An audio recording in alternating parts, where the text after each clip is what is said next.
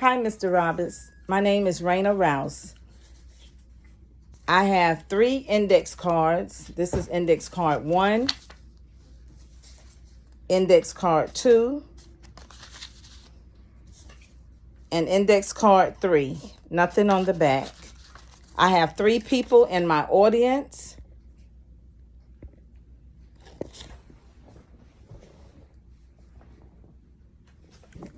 And now I will begin my topic.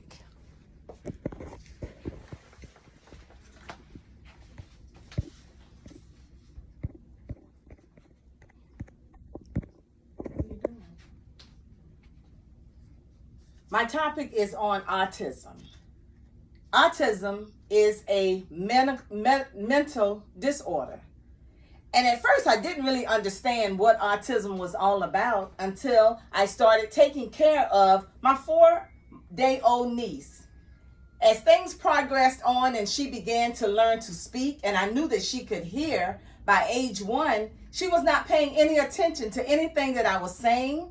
If I would make sounds, she made no notions or motions to let me know that she could hear those sounds. By age 2, I would call her name. She would not respond. She would not turn her head. She wouldn't do anything that would indicate to me that she could hear. If I would put my face in front of her face, she would not make eye contact. So it began to make me want to study what autism or dysfunction or disabilities in young children was all about. So we took her to the doctor. And at that time, we learned at the age of 2 that she had an autism spectrum disorder. Now, autism spectrum disorder is a neurological and developmental disorder that affects all races, genders. It doesn't matter. It comes in all forms of ages. Some people are develop it or are known to have it at a small age as a toddler, teens, and adults.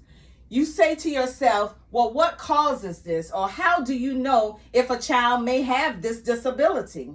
One of the reasons is because autistic children do not like to have eye-to-eye contact with you. They do not want to be face-to-face with you. Then there are times when you may be talking to them. They may act or pretend not to hear, but in essence, they do not hear, because autism children need for you to be on their level, talking with them face to face. But a lot of times they will not be face to face with you because they do not like that type of attention. Another thing that was obvious was her communication skills. She would not communicate at all. So autistic children, they have weaknesses as well as strengths. One thing that I can say in dealing with my autistic niece is that she has a memory of things that you may teach her, and she may learn them and know in detail these things for a long period of time. But then you still are saying, what else can you tell me about autistic children? Their behavior. They are not ones who can develop friendships with children or even people easily.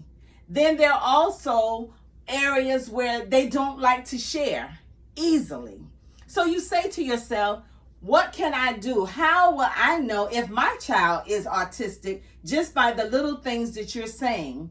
If your child is school age and they go to school, then you have teachers that will tell you the different behavior patterns, whether or not they think your child can hear, see, whether or not they're listening, whether or not they're participating, whether or not they're communicating. Because autistic children, if they have this syndrome, then they have a pattern where they are troubled in communicating as well as learning and have behavior disorders.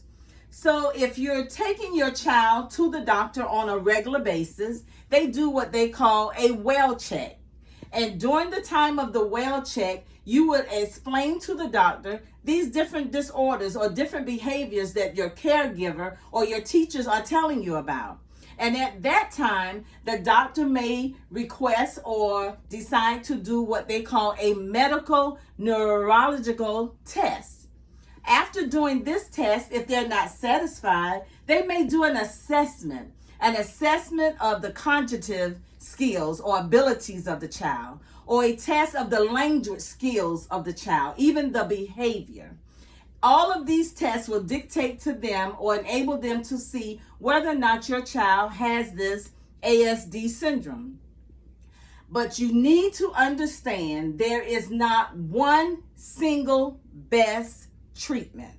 And because there is not one single best treatment, it is very important that you maintain contact with your health providers in order to determine the best treatment and service for your child.